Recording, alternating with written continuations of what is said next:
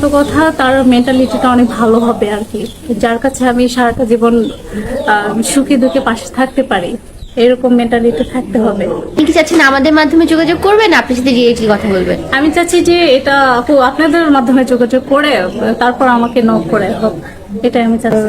এটাই প্রে করবেন আমি যেন একটা ভালো মানুষের দেখাটা পাই, তার সাথে যেন সারাটা জীবন কাটাতে চাই, এটাই আর কি। কেমন লাগছে এখানে এসে? হ্যাঁ, ভালো লাগতেছে। মানে বিয়ে করেছেন? না আপু, এখনো বিয়েটা করা হয়নি, তবে প্ল্যান আছে যে বিয়েটা করে ফেলবো। প্রেম করেন?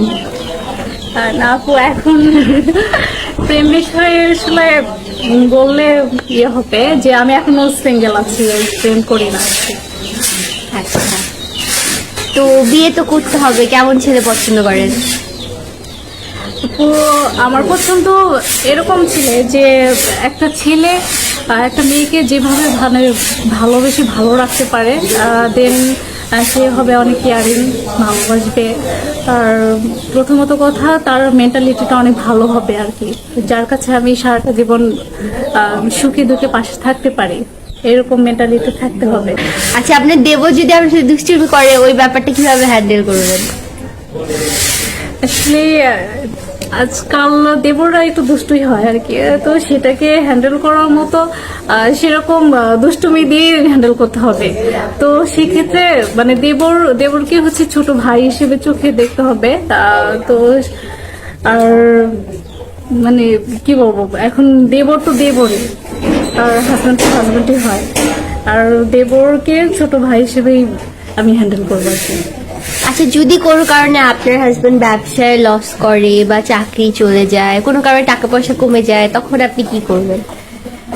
সেক্ষেত্রে আমি আমার হাজবেন্ড হোক আর বয়ফ্রেন্ড হোক, সেক্ষেত্রে আমি সে মানুষটার সাথে সারাটা জীবন থেকে যাব, কারণ সে সবসময় আমার পাশে থাকছে আর সুখে দুঃখে আমাকে আগলে রাখছে।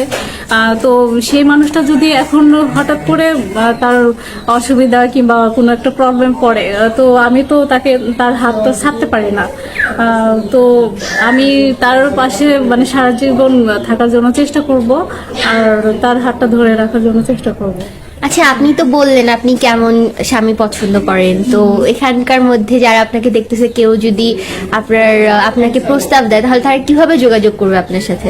মানে আপনি কি চাচ্ছেন আমাদের মাধ্যমে যোগাযোগ করবেন, আপনার সাথে ডিরেক্টলি কথা বলবেন? আমি চাচ্ছি যে এটা আপু আপনাদের মাধ্যমে যোগাযোগ করে তারপর আমাকে নক করে হোক, এটাই আমি চাচ্ছি।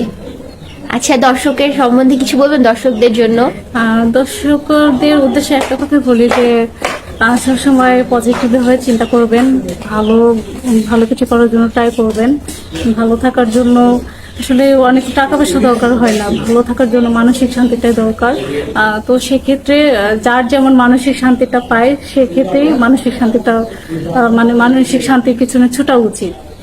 তো সেক্ষেত্রে বলতেছি যে সবাই ভালো থাকেন, সুস্থ থাকেন, আর এটাই প্রে করবেন আমি যেন একটা ভালো মানুষের দেখাটা পাই, তার সাথে যেন সারাটা জীবন কাটাতে চাই, এটাই আর কি। আচ্ছা, সবাইকে ধন্যবাদ। আজকের মতো এখানেই শেষ। আপনারা যদি কোনোভাবে আপনার সাথে কন্ট্যাক্ট করতে চান, তা স্ক্রিনে দেওয়া নাম্বারে যোগাযোগ করুন। আসসালামু আলাইকুম।